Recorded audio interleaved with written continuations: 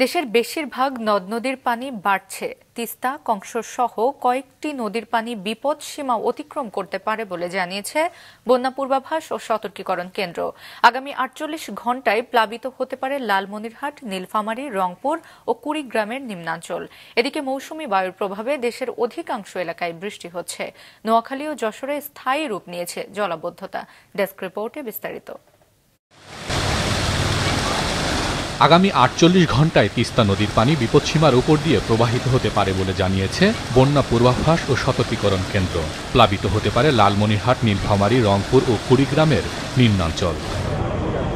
পূর্বাভাসে আরও বলা হয়েছে, আগামী ৭২ ঘণ্টায় শেরপুর ও নেত্রকোনার ভোগাই ও কংস নদীর পানি বিপদসীমা অতিক্রম করতে পারে। ৪৮ ঘণ্টা বৃদ্ধি পাবে সুরমা ও কুশিয়ারা নদীর পানি। পদ্মার পানি আগামী ৫ দিন বাড়লেও বিপদসীমার নিচে থাকবে। এদিকে নদীর পানি বাড়ায় যশোরের নতুন ৫টি সহ ৪০টি গ্রাম পানিতে তলিয়ে আছে। মনিরামপুর, অভয়নগর ও কেশবপুর উপজেলা থেকে পানি নামতে পারছে না। স্থায়ী রূপ নিয়েছে জলাবদ্ধতা। রাস্তাঘাট ডুবে থাকায় যাতায়াতে চরম দুর্ভোগ পোহাতে হচ্ছে বাসিন্দাদের।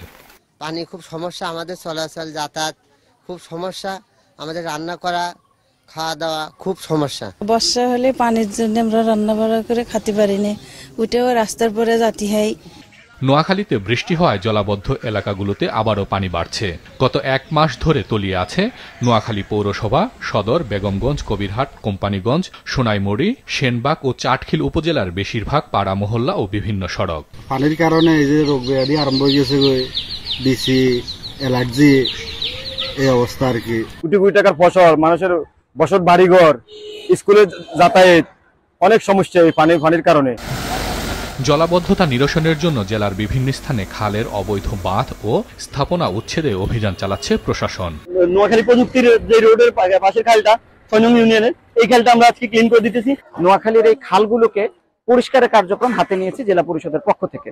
আমাদের সাথে বিভিন্ন সামাজিক সংগঠন ও স্বেচ্ছাসেবীরা সহায়তা করছে। আমরা তাদেরকে লজিস্টিক্স এবং আর্থিক সহায়তা দিচ্ছি।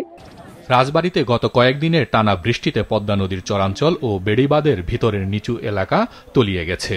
পানিতে তলিয়ে থাকায় নষ্ট হওয়ার পথে রোপা আমন ধান, ধানের বীজতলা, পাট ও মরিচ সহ বিভিন্ন সবজি ক্ষেত। হাসান মেহেদী, বাদশাহ নিউজ ডেস্ক।